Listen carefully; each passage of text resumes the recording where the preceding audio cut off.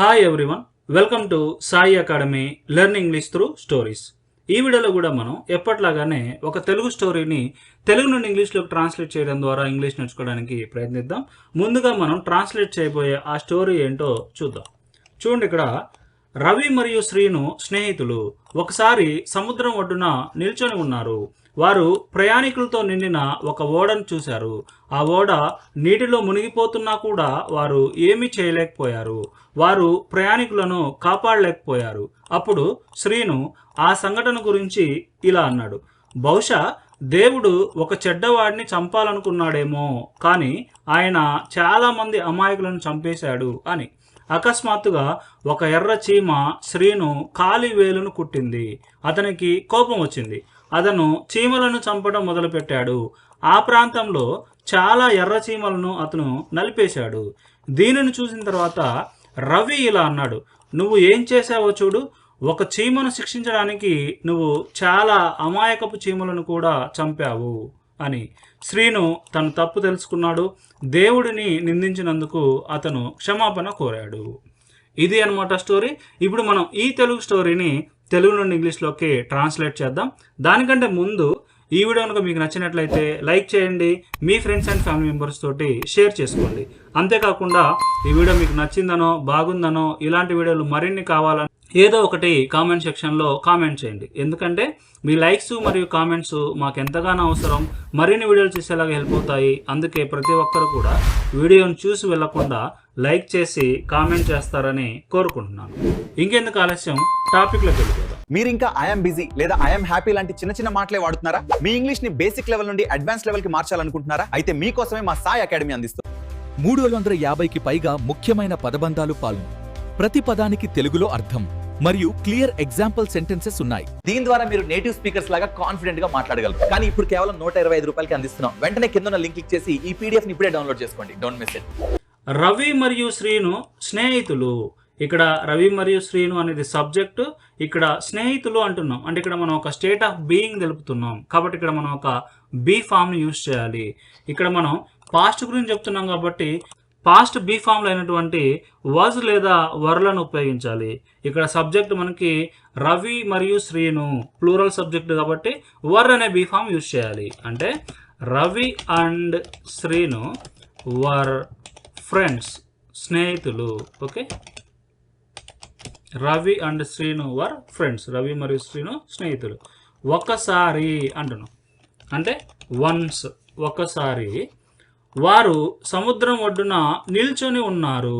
ఇక్కడ సబ్జెక్ట్ ఏమో వారు, నిల్చొని ఉన్నారు అనేది వెర్బ్. ఈ రెండింటిని కలిపి రాస్తే నిల్చోవడం అంటే స్టాండ్, నిల్చొని ఉన్నారు కాబట్టి స్టూడ్. అంటే వారు నిల్చొని ఉన్నారు అంటే they stood. Okay, they stood, వాళ్ళు నిల్చొని ఉన్నారు. ఎక్కడ? సముద్రపు ఒడ్డున. సముద్రపు ఒడ్డుని మనం షోర్ అంటాం కాబట్టి ఆన్ ద షోర్ అంటే సముద్రపు ఒడ్డున.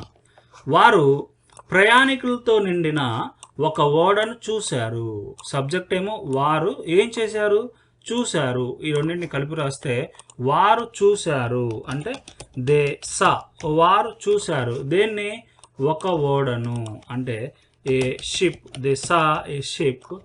ప్రయాణికులతో నిండినటువంటి షిప్ అంటే a ship full of passengers. ప్రయాణికులు అంటే ప్యాసింజర్స్ కాబట్టి they saw a ship full of passengers.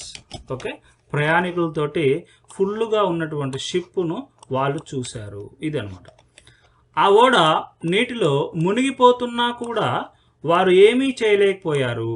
Okay, ఆ ఓడ నిలిగిపోతూ ఉంది, అయినా కూడా వారు ఏమీ చేయలేకపోయారు. ఇది అనమాట. ఇలాంటి సందర్భాల్లో మనం దో, ఆల్దో, ఈవెన్ దో లాంటి కనెక్టర్స్ని యూజ్ చేస్తూ ఉంటాం. అయితే ఇక్కడ మనం ఈవెన్ దోని యూజ్ చేద్దాం. ఆ ఓడ మునిగిపోతున్నా కూడా అంటే ఏంది? మునిగిపోతూ ఉంది, కంటిన్యూగా జరుగుతూ ఉంది, అయినా కూడా అనమాట. కాబట్టి ఇక్కడ మనం పాస్ట్ కంటిన్యూస్ టెన్స్ని ఈవెన్ దో తోటి స్టార్ట్ చేద్దాం. అంటే even though the ship was, ఇక్కడ మునిగిపోవడం అంటే సింక్ అవటం, మునిగిపోతూ ఉంది అంటే sinking. Okay, even though the ship was sinking.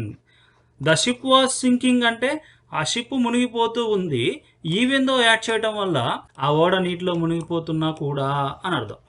వారు ఏమీ చేయలేకపోయారు అంటే ఇక్కడ మనం కుడెంట్ని యూజ్ చేయాలి, కుడ్ నాట్ని యూజ్ చేయాలి. కాబట్టి దే కుడెంట్ డూ ఎనీథింగ్, వారు ఏమీ చేయలేకపోయారు. వారు ప్రయాణికులను కాపాడలేకపోయారు, ఇక్కడ కూడా సేమ్, చేయలేకపోయారు పాస్ట్లో, కాబట్టి కుడ్ నాట్ సేమ్. వారు కాపాడలేకపోయారు అంటే దే కుడ్ నాట్ సేవ్. ఎవరిని? ప్రయాణికులను, అంటే ద ప్యాసింజర్స్, వాళ్ళు ప్రయాణికులను కాపాడలేకపోయారు. అప్పుడు అంటున్నాం అంటే దెన్, అప్పుడు శ్రీను ఆ సంఘటన గురించి ఇలా అన్నాడు. శ్రీను ఇలా అన్నాడు. ఫస్ట్ ఇది చూద్దాం. శ్రీను ఇలా అన్నాడు అంటే శ్రీను సెడ్ లైక్ దిస్, ఇలా అన్నాడు. ఆ సంఘటన గురించి అంటున్నాం కాబట్టి అబౌట్ ఆ సంఘటన అంటే that incident. Okay, Srinu said like this about that incident. ఏమన్నాడు? బహుశా దేవుడు ఒక చెడ్డవాడిని చంపాలనుకున్నాడేమో అంటున్నాం. ఓకే, బహుశా అంటే మేబీ రాయాలి. ఓకే, మేబీని మనం 2 డిఫరెంట్ మేబీలు ఉంటాయి, రెండింటి కూడా డిఫరెంట్ సిచ్యువేషన్లో యూజ్ చేస్తాం.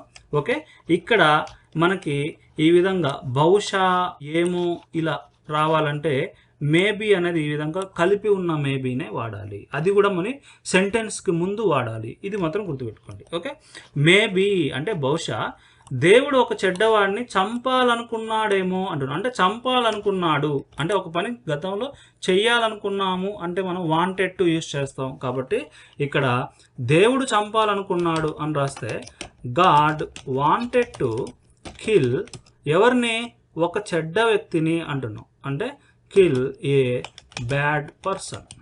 Okay, maybe God wanted to kill A bad person.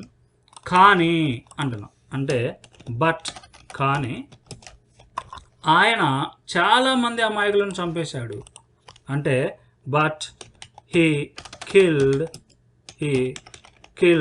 మనకి ఇన్వర్టెడ్ కామర్స్లో ఉంది కాబట్టి ప్రజెంట్ పర్ఫెక్ట్లో రాద్దాం. But he has killed. Okay, రెండు ఒకటే, హీ కిల్డ్ అన్న ఒకటే, హీ హ్యాస్ కిల్డ్ అన్న ఒకటే. అతను చంపేశాడు, సేమ్ మీనింగ్. ఎవరిని? చాలామంది అమాయకులను, అంటే మెనీ అంటే చాలామంది, అమాయకులు అంటే innocent people. Okay, innocent people, ఇది అన్నమాట. తర్వాత చూస్తే చూడండి, ఇక్కడ అకస్మాత్తుగా అంటున్నాం. అకస్మాత్తుగా అంటే సడన్లీ, అకస్మాత్తుగా. దీన్నే మనం ఆల్ ఆఫ్ ఎ సడన్ అని రాసినా సరే same meaning. Okay, all of a sudden అన్నా, సడన్లీ అన్నా రెండు ఒకటే. ఒక ఎర్ర చీమ శ్రీను కాలివేలును కుట్టింది. ఇక్కడ సబ్జెక్ట్ ఏంది? ఒక ఎర్ర చీమ అనేది సబ్జెక్టు. ఏం చేసింది? కుట్టింది. ఓకే, ఒక ఎర్ర చీమ అంటే ఏ రెడ్ యాంట్ కుట్టింది. బైట్ అంటే కుట్టడం, కుట్టింది కాబట్టి బిట్. ఓకే, ఏ రెడ్ యాంట్ బిట్. దేని కుట్టింది? శ్రీను కాలివేలుని. అంటే శ్రీనుస్ టో అంటే కాలివేలు. ఓకే, ఫింగర్ అంటే చేతివేలు, టో అంటే కాలివేలు. కాబట్టి all of a sudden a red ant bit Srinu's toe. తర్వాత అతనికి కోపం వచ్చింది. గెట్ యాంగ్రీ అంటే కోపం రావటం, కోపం వచ్చింది కాబట్టి గాట్ యాంగ్రీ అంటే హీ గాట్ యాంగ్రీ, అతను కోపం వచ్చింది. అతను చీమలను చంపటం మొదలుపెట్టాడు.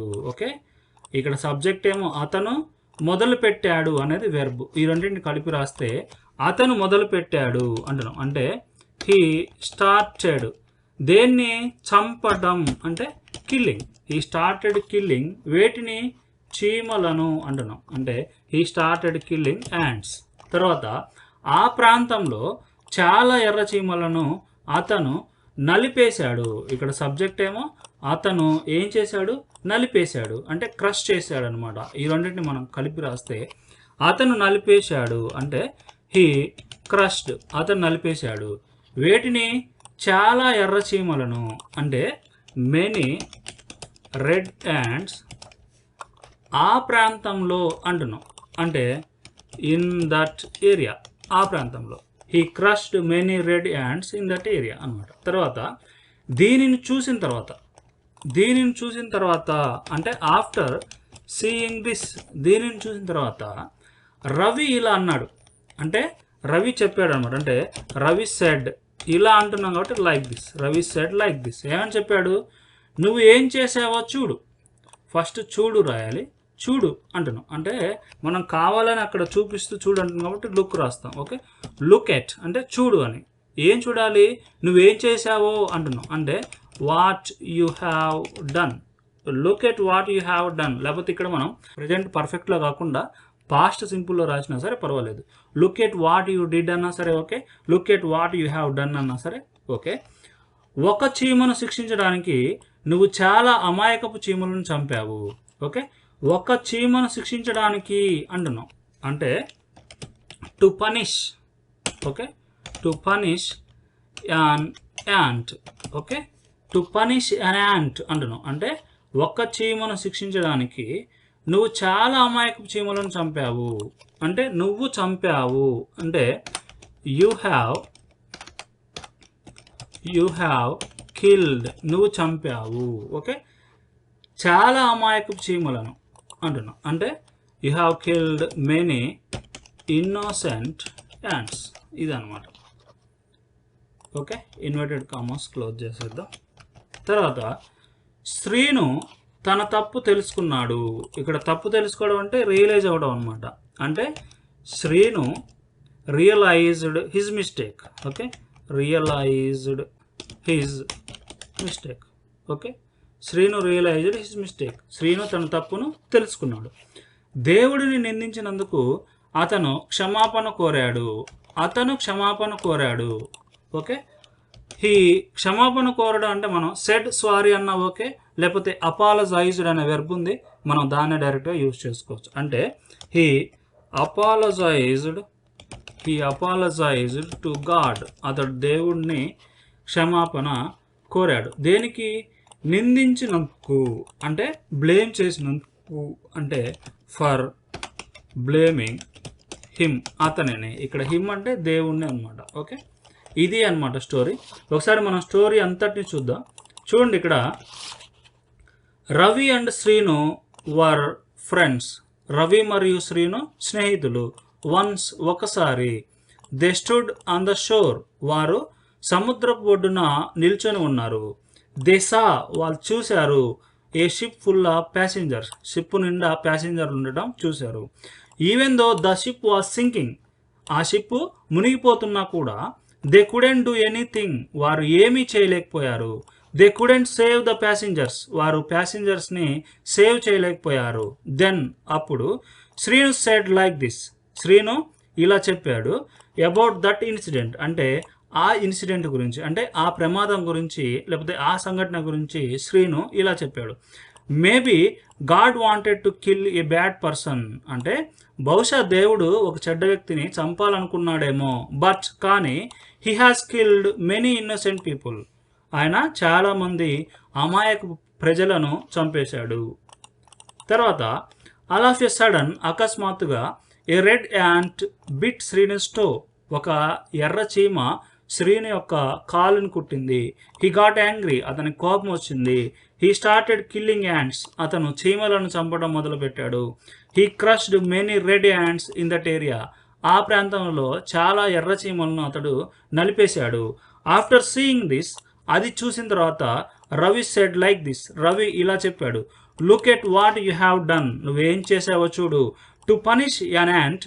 ఒక చీమను పనిష్ చేయడానికి you have killed many innocent ants. నువ్వు చాలా అమాయకమైన చీమలను చంపేశావు. Srinu realised his mistake. Srinu తన తప్పును తెలుసుకున్నాడు.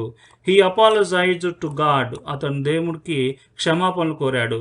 For blaming him. అతన్ని నిందించినందుకు, అంటే ఆ దేవుని నిందించినందుకు అతడు దేవుణ్ణి క్షమాపణలు కోరాడు. ఇది అన్నమాట స్టోరీ. ఈ స్టోరీ మీ అందరికీ నచ్చింది అనుకుంటున్నాను. ఈ వీడియో కనుక మీకు నచ్చితే లైక్ చేయండి. మీ ఫ్రెండ్స్ అండ్ ఫ్యామిలీ మెంబర్స్ తోటి షేర్ చేసుకోండి. అంతేకాకుండా ఈ వీడియో మీకు నచ్చిందనో బాగుందనో ఇలాంటి వీడియోలు మరిన్ని కావాలనో ఏదో ఒకటి కామెంట్ సెక్షన్లో కామెంట్ చేయండి. ఎందుకంటే మీ లైక్స్ మరియు కామెంట్స్ మాకు ఎంతగానో అవసరం. మరిన్ని వీడియోలు చేసేలాగా హెల్ప్ అవుతాయి. అందుకనే ప్రతి ఒక్కరూ కూడా వీడియోని చూసి వెళ్లకుండా లైక్ చేసి కామెంట్ చేస్తారని కోరుకుంటున్నాను. Thank you very much for watching Sai academy.